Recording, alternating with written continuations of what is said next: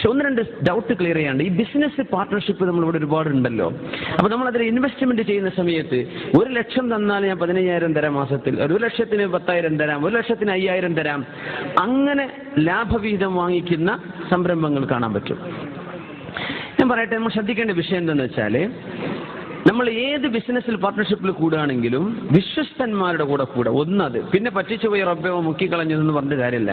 അമാനത്തുണ്ടോ, വിശ്വസ്തനാണോ എന്ന് ആദ്യം ചെക്ക് ചെയ്യുക. പിന്നെ ഏത് ബിസിനസ്സിൽ കൂടുകയാണെങ്കിലും ബിസിനസ് ചേരുന്നവനും ചേർക്കുന്നവനും മനസ്സിലാക്കേണ്ടത് ബിസിനസ്സിലെ ഷെയർ ഹോൾഡേഴ്സ് അതിന്റെ ലോസിലും പ്രോഫിറ്റിലും പങ്കാളികളാണ്. ഇതിൽ ലാഭമുണ്ടെങ്കിൽ നിങ്ങൾക്ക് ലാഭം തരും, ഇതിൽ നഷ്ടമാണെങ്കിൽ നമ്മൾ രണ്ടുപേരും സഹിക്കണം അതിന്റെ തുല്യ പെർസെന്റേജ്. ഒരാൾ 10% എടുത്തു, 10% നഷ്ടം സഹിക്കണം. 50 ഉള്ളവൻ 50% സഹിക്കണം. 50% ലാഭം കിട്ടും, 10% ലാഭവുമാവാം. പിന്നെ കമ്പനിയുടെ ലാഭം 10,000, 5,000, 20,000 എന്നല്ല പറയേണ്ടത്.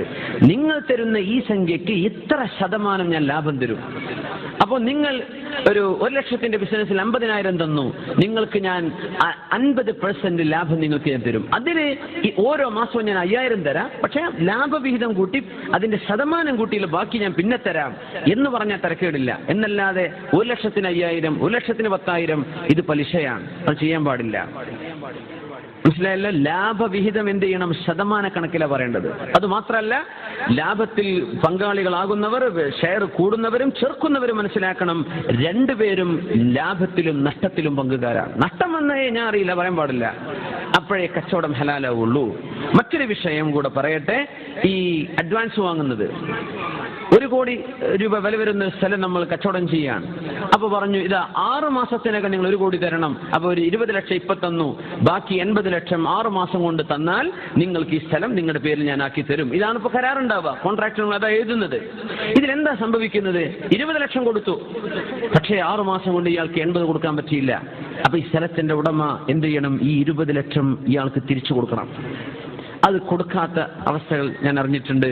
അത് ഹറാമാണ്, കുറ്റകരമാണ്, നിങ്ങൾക്ക് അവകാശപ്പെടാത്ത പൈസയാണ്. നിങ്ങൾ ഈ കരാർ ചെയ്തത് എന്താണ്? 6 മാസത്തിനുള്ളിൽ തന്നാൽ നിങ്ങൾക്ക് ഈ സ്ഥലം ഞാൻ തരും. നിങ്ങൾ തന്നില്ലേ, സ്ഥലം എന്റേത്, പൈസ നിങ്ങളുടേത്. ഇതാണ് അതിനർത്ഥം. എന്നാൽ അത് രേഖ ഉണ്ടല്ലോ. എന്ത് രേഖ?